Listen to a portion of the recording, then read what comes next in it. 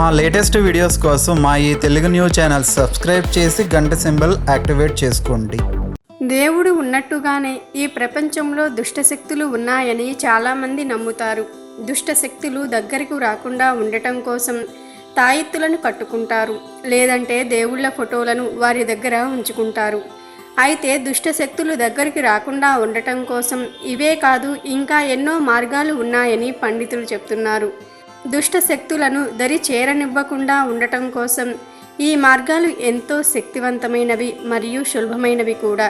ఈ మార్గాలను పాటించటం వలన ఇంట్లోకి దుష్టశక్తులే కాదు ఎటువంటి నెగిటివ్ ఎనర్జీ కూడా రాదని నిపుణులు చెప్తున్నారు. వీటిల్లో ప్రముఖమైనది జిల్లేడు మొక్కను ఇంట్లో పెంచుకోవటం. ఔషధపరంగా జిల్లేడు మొక్క గొప్ప మూలిక. ఆధ్యాత్మిక పరంగా చూసుకున్న దేవతలను ఆకర్షించే శక్తి ఈ మొక్కకు ఎక్కువగా ఉంది.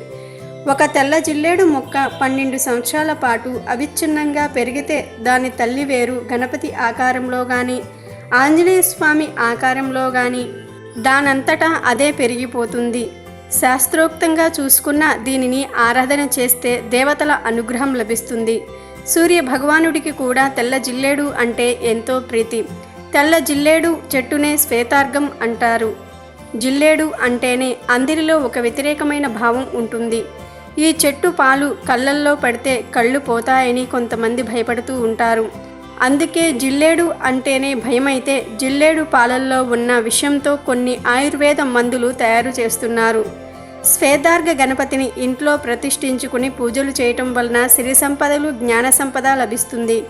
ఇంట్లో ప్రశాంతంగా లేదని ఎప్పుడూ గొడవలు చిరాకులు ఉన్నాయని బాధపడేవారు ఈ మొక్కను ఇంట్లో పెట్టుకోవటం వలన వారి సమస్యల నుండి బయటపడతారని విశ్వాసం.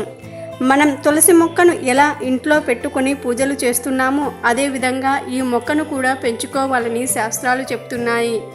జిల్లేడు మొక్కలు ఎక్కువగా ఉన్న ఊళ్ళో పంటలు బాగా పండుతాయని, దరిద్రం తొలగిపోతుందని అనాదిగా వస్తున్న నమ్మకం.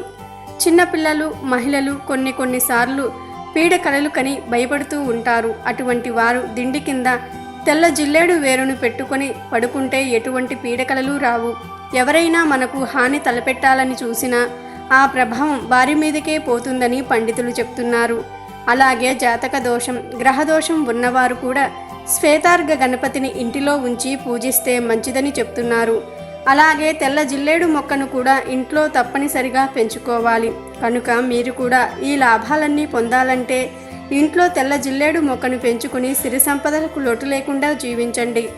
వీడియో నచ్చితే లైక్ చేయండి, షేర్ చేయండి, బట్ సబ్స్క్రైబ్ చేసుకోవడం మర్చిపోవద్దు.